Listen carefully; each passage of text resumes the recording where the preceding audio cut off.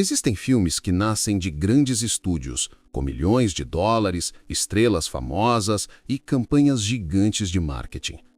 E existem filmes que surgem como um sussurro obscuro, gravado com câmeras baratas, no meio de uma floresta hostil, por 3 jovens que jamais poderiam imaginar o peso que suas escolhas teriam no terror mundial.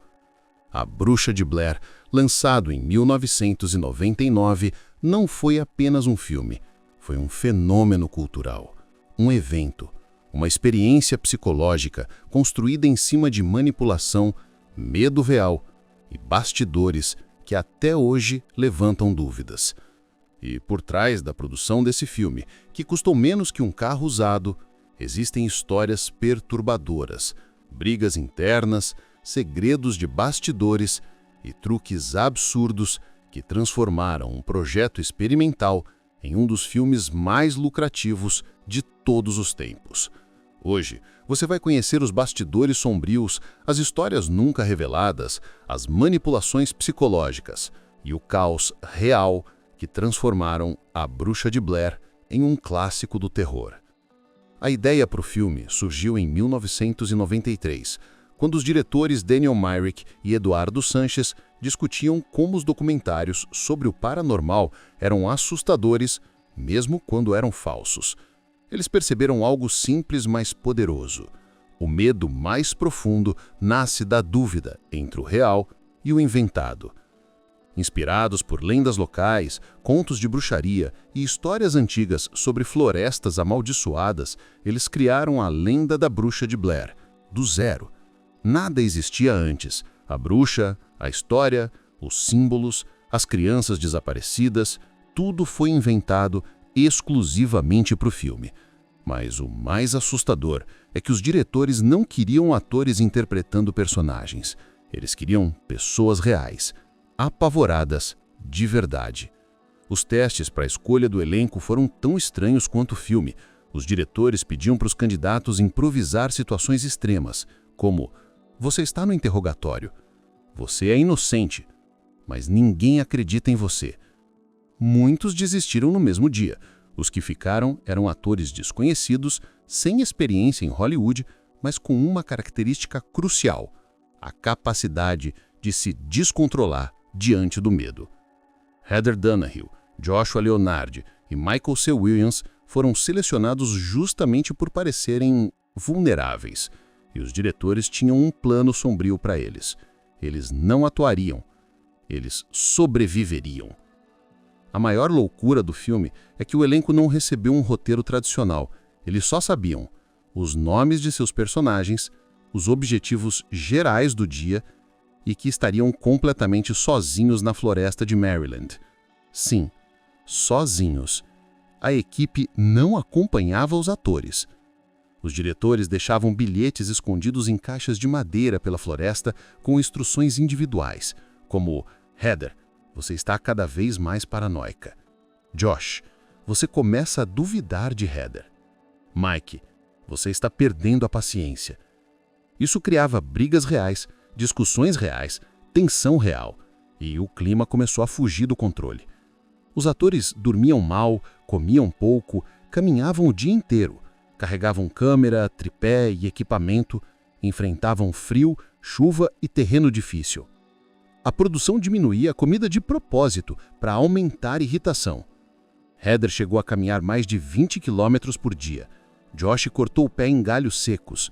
Michael teve crises reais de desespero por causa do isolamento. E tudo isso ficou no filme. Nada foi fingido. As olheiras eram verdadeiras, o cansaço real, a raiva honesta. É por isso que a sensação de perda de controle no filme parece tão autêntica. Ela é. Os diretores surgiam no meio da noite para perturbar os atores sem aviso. Eles batiam em árvores, quebravam galhos, reproduziam sons estranhos e mexiam na barraca quando todos dormiam.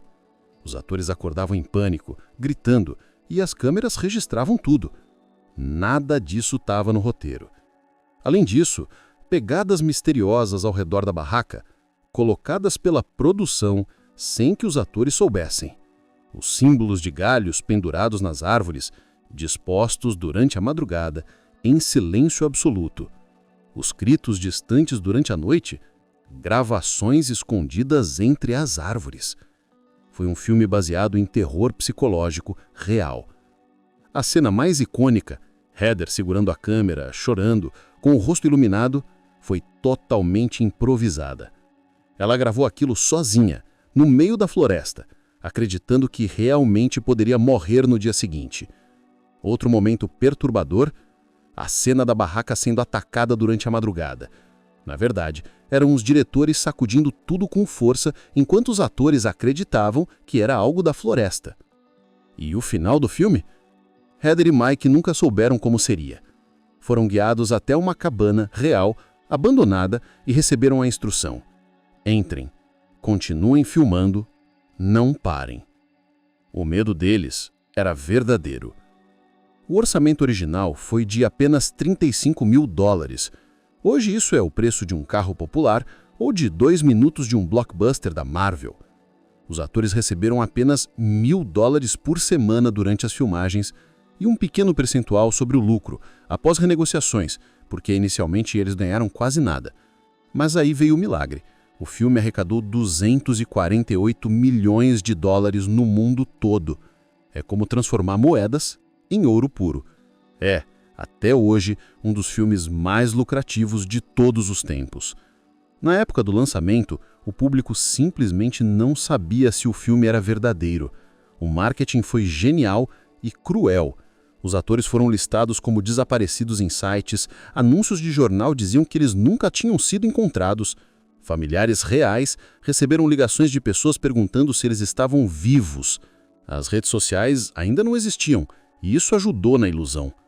A confusão foi tão grande que os pais dos atores começaram a receber condolências reais. Sim, o público achou que os 3 tinham morrido. Com o sucesso gigantesco do filme, surgiram brigas internas. Confusões sobre direitos autorais, disputas por porcentagem de lucros, discussões jurídicas envolvendo o elenco, problemas com sequências e uso da marca Bruxa de Blair. Os atores se sentiram explorados, os diretores se sentiram injustiçados e o estúdio ficou com a maior parte do dinheiro. Foi uma explosão silenciosa. A Bruxa de Blair foi indicado a dezenas de prêmios, incluindo o Independent Spirit Awards, MTV Movie Awards e Saturn Awards. Mas o maior prêmio não veio no papel, veio no legado. O filme praticamente reinventou o terror found footage. Sem ele, não existiriam Atividade Paranormal, Hack, Cloverfield, Creep e VHS. Ele criou um novo gênero. E provou que, às vezes, o terror mais eficiente é o que parece possível.